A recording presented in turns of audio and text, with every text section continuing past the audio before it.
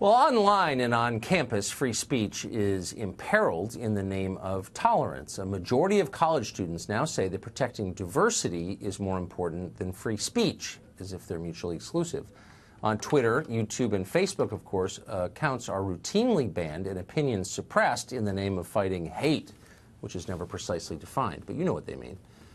The movement comes mostly from the left, but many traditional, some of them anyway, traditional liberals are upset about it. Nadine Strossen is a former president of the ACLU, and she just released a brand new book called Hate, Why We Should Resist It with Free Speech, Not Censorship. Nadine Strossen joins us tonight.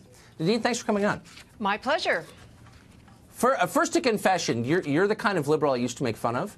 And now I wish there are more people like you. On the left, there seem to be very few. Why the change? Why are you one of the only people on the left saying, wait, hold on, free speech is more important than anything else? Well, I'm not going to demonize the left, Tucker, because I completely agree with the sentiment expressed by former journalist, sadly he died several years ago, Nat Hentoff, whose book title said it all. Freedom of speech for me, but not for thee. How the left and right relentlessly censor each other. So a pause on Nat Hentoff, hold on. Nat Hentoff was a wonderful man. And yes. I wouldn't say toward the end of his life he was much of a liberal. He was a pro-life activist. Well, so, all of us if that's the liberal you're citing, I'm okay with it. Some of us are defending individual liberties, and that's the most important value, right? Amen. And I agree. One of the important completely. messages of my book is that all of us, regardless of where we fall on the political spectrum, have a crucial stake in defending the same robust freedom of speech that the U.S. Supreme Court, interestingly, despite its ideological diversity, unanimously supports. In the Supreme Court's most recent decision on so-called hate speech last summer, yes, all of the justices struck down a federal statute that prohibited the use of so-called disparaging or demeaning terms as subject to trademark protection. So they upheld the right, interestingly enough, of an Asian American rock band to choose the name The Slants. Of course that's a disparaging term, but the Simon Tam and the other Asian American rock band members chose that not to denigrate their own ethnic origin, but for exactly the opposite reason, to celebrate their dignity and to empower themselves and show their pride.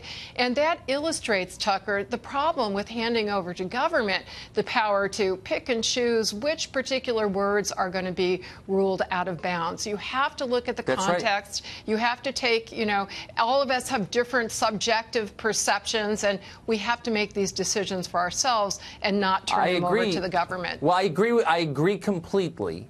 And the reason that right really is enshrined in modern law is because of the ACLU and the Brandenburg case in 1967 and a bunch of other free speech cases that the ACLU, which you ran for years, brought to the High Court. But the main threats to speech now exist not from government, but from big technology companies, particularly from Google and Facebook and Twitter.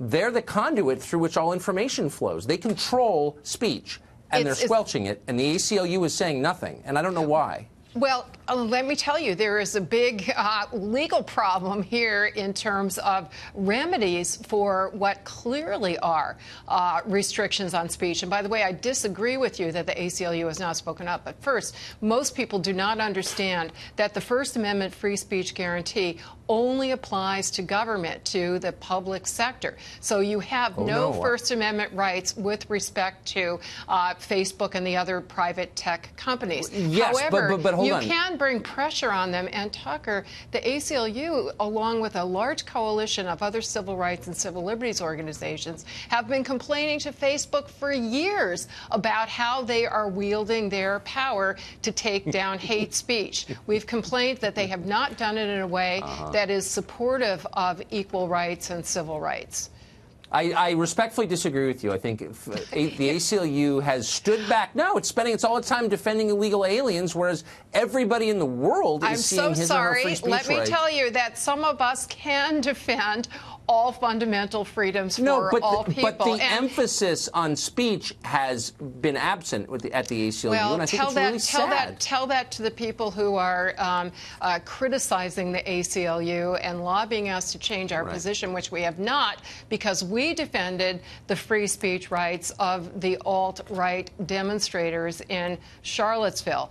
That is a decision that I stand by and that my ACLU colleagues stand by, in part. No, that's not true. Your ACLU colleagues do not stand by. Look, I'm here to tell you how much I respect your views, but you're not being honest there. Yes, there was a mutiny in the ACLU there, and a lot of the employees said we're not doing this anymore. There is debate and discussion within the ACLU, Tucker. But you know what we have not seen, what we saw during the Skokie case in the late 1970s that raised exactly the same issue when the ACLU came to the defense of a group of neo-Nazis to demonstrate in a town with a large number of Holocaust survivors and other Jews. No, I remember. We then lost 15% of our members nationwide, and that has not happened now. Of course, there are people that are arguing that we should not continue to take those cases, but the leadership has not diverted from that. In part for this reason. I'm torn because. Tucker, we're almost out of time.